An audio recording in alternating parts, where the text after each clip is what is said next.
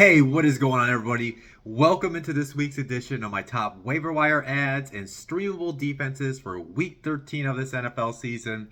We officially have 2 weeks left until the playoffs. So, as you guys probably know, if you've been playing fantasy football over the years, the waiver wire gets very thin, but there are some decent streaming defenses out there on the market if you're looking to do that this week. Let's just go ahead and dive right into the video. As always, I'm going to do my top waiver wire ads of the week. Just in case I do have any first-time listeners at this point of the season, these players do have to have at least 50% roster availability, so there is a good chance that they are available out there on your market. My quarterback out of the week, I'm going to go with Kenny Pickett. There's not a lot of good quarterbacks out there. He's available in 84% of leagues. Now, obviously, he just had one of his better games of this season with the Steelers going over 400 yards total offense for the first game after they fired Matt Canada. As far as what Kenny Pickett did, he just threw for 278 yards. He didn't get a touchdown, but he did get a lot of yards this past weekend. He did get 5 rushing yards on 5 attempts, but that's what I do like about Kenny. He is mobile, where he can kind of give you a little bit of a lower floor with his rushing ability. And I don't think Kenny's if you need a quarterback to go win a fantasy championship, I don't think Kenny Pickett's going to be that guy. But there's 6 teams on a bye week. Lamar Jackson's on a bye this week. Josh Allen's on a bye this week. So if you do have a quarterback that you need to stream this week, that's the reason why I have Kenny Pickett listed, because they're going against the Arizona Cardinals, who are giving up 18.7 points per game to quarterbacks this year. That's tied for the 7th most allowed. So if you don't have a viable backup for a Lamar Jackson or a Kenny Pickett, I've looked across the waivers. There's not a lot of good options out there. There might be some notable names out there, but I don't love their matchups. Hint towards my video tomorrow. But yeah, if you guys wanted to roll the dice and stream Kenny Pickett while your quarterback's on a bye this week, I would definitely consider it. Now, my running back out of the week, before I dive into this name, there was some news that came out today that Jonathan Taylor, he's getting surgery on his thumb. He's going to be out, it sounds like, 2 to 3 weeks. They actually don't have the timetable. It sounds like once the surgery's completed, they'll know if they're going to have to place him on IR or not. If he's on IR, he's going to be out for 4 games. So I would definitely say go check and see if Zach Moss is available in your league, and I would definitely go pick him up because you can at least use Zach Moss over these next 2 to 3 games, depending on when Jonathan Taylor would make his return this season for the Colts. But this was actually what I was going to already talk about tonight, and this was a perfect example. With there only being 2 games to the playoffs, right? Like, you're not really going to pick somebody off, like I said about Kenny Pickett, you're not really at this point going to pick somebody off the waivers and they're going to be a guy that you're going to put it into your lineup and they're going to go win you a championship.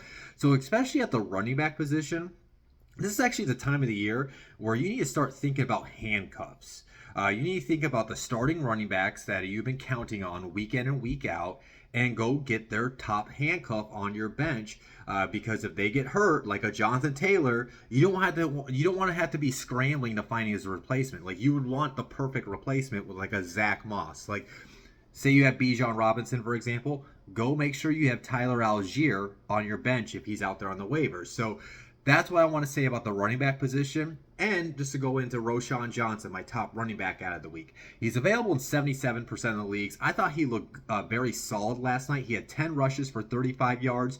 He had 5 receptions for 40 yards on 5 targets. So he touched the ball that 15 times, right? It was everybody that's been listening to my videos week in and week out as far as the waiver wire ads. I love running backs that get those 15 to 20 touches. And the reason why I actually really like Johnson is because he's a rookie running back. I think at this point of the season, it's not like the Bears are going to be going to the playoffs, right? So it's time for them to evaluate what they have on their roster. So what they're going to do is, which I think we kind of got a glimpse of that on that Monday night game with the Vikings, they're going to start getting Johnson more involved going forward. And I would not be surprised if Johnson's going to at least see 50% of the touches out of the Bears' backfield. We know that they're going to want to run the ball. So this is a guy that you could pick off the waivers right now. And when the Bears come out of their, because the Bears are on a bye week, you can't play Johnson this week. But when the Bears come out of their bye week, I kind of have this gut feeling that he's going to be a very solid flex play for that final week of the regular season and for the playoffs going forward. My wide receiver ad of the week, I'm going to go with that rookie wide receiver in Green Bay. I've been really liking what I've seen from him over this past month. But Jaden Reed, he's available in 52% of the leagues. This past Thanksgiving game, he had 4 receptions for 34 yards and a touchdown on 8 targets. And he also, what I like about him is they do get him involved in the running game. He had 2 rushes for 16 yards. Now, over his last 5 games, he's gotten at least 5 plus targets in 4 of the last 5 games. Now, this week, he does draw a little bit of a tough matchup.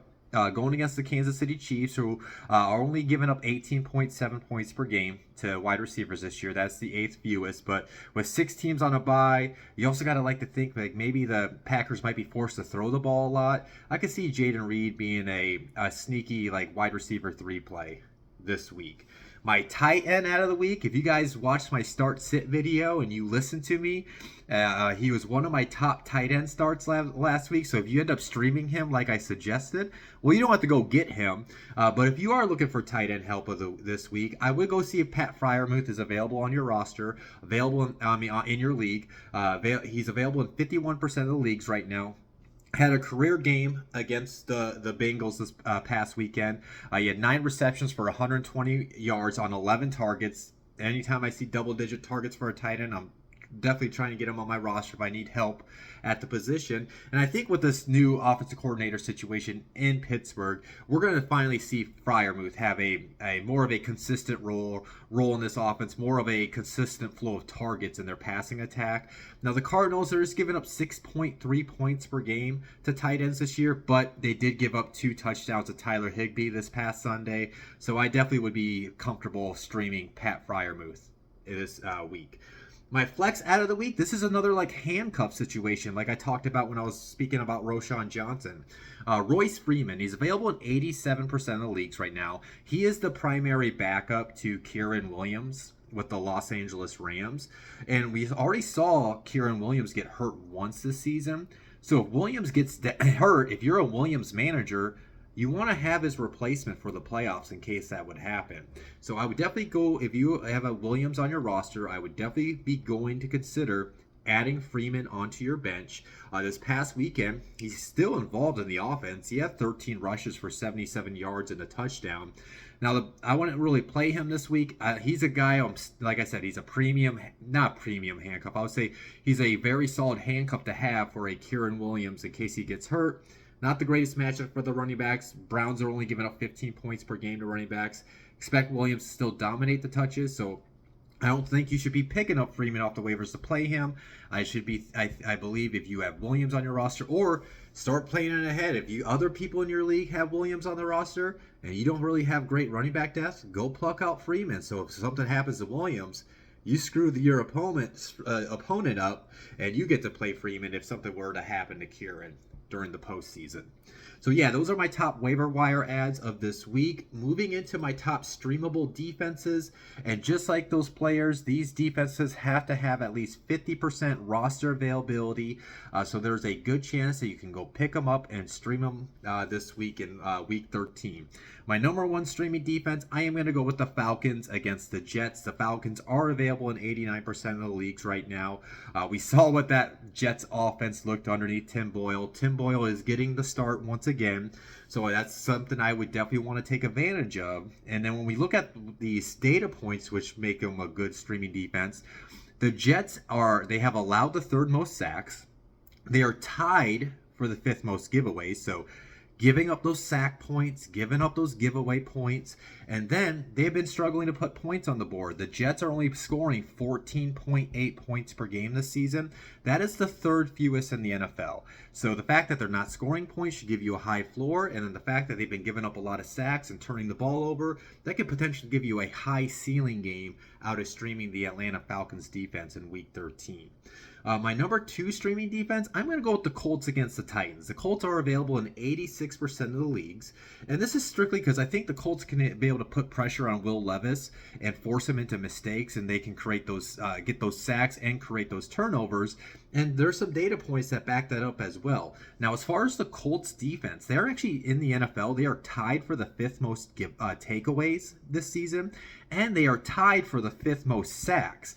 And then they're going against one of the worst offensive offensive lines in the NFL, where the Titans are actually allowed the 5th most sacks in the NFL. So it's an offense that's allowed the 5th most sacks going against a defense that is tied for the 5th most sacks in the NFL. So that's like a strength on a weakness right there. And if the Colts can take advantage of that, then they can get that pressure on Will Levis. And Will Levis, he was a quarterback back in Kentucky. He's shown it a little bit now in the NFL. Or if you can get that pressure into him, he's going to make those mistakes. He's not going to dice you up like he did in that first start that he had. My number 3 streaming defense that I like this week, I'm going to go with the Bucs against the Panthers. The Bucs are available in 68% of leagues. Obviously, they just fired Frank Reich. That whole franchise is a complete mess right now. That should just be a reason alone why you would like to stream the Bucs this week.